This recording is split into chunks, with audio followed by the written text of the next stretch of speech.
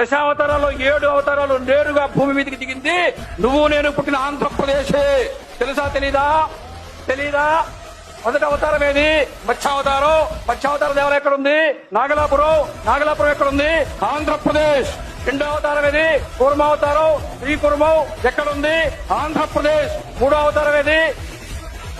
వరాహ అవతారం. వరాహ క్షేత్రం ఏది? తిరుమల ఎక్కడుంది? చెప్పండి. ఆంధ్రప్రదేశ్. వరాహవతారం తర్వాత నరసింహావతారం ఎక్కడుంది? మహానంది ఎక్కడుంది? ఆంధ్రప్రదేశ్. నరసింహావతారం తర్వాత 5వ అవతారం వామనావతారం దేవాలయం ఎక్కడుందో తెలుసా?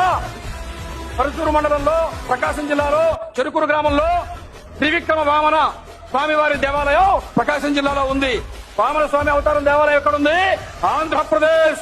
వామనావతారం తర్వాత పరశురామావతారం దేవాలయము. పరశురాముడు మహేంద్ర పర్వతం మీద ఉంటాడు. మహేంద్ర పర్వతం శ్రీకాకుళం ఒరిస్సా సరిహద్దులో ఉంది. శ్రీకాకుళం జిల్లాలో ఉండే మహేంద్ర తనయ పర్వతం మీదే పరశురాముడు ఉంటాడు. కాబట్టి పరశురామావతారం ఎక్కడుంది? ఆంధ్రప్రదేశ్. రాముడు ఉత్తరప్రదేశ్, బలరాముడు ఉత్తరప్రదేశ్, కృష్ణుడు ఉత్తరప్రదేశ్. అఖిలాండ కోటి బ్రహ్మాండ నాయకుడు కలియుగ ప్రత్యక్ష దైవం సాక్షాత్తు వెంకటేశ్వర స్వామి తిరుమలలో ఉన్నాడా లేడా? తిరుమల ఎక్కడుంది? ఆంధ్రప్రదేశ్. అవునా కాదా?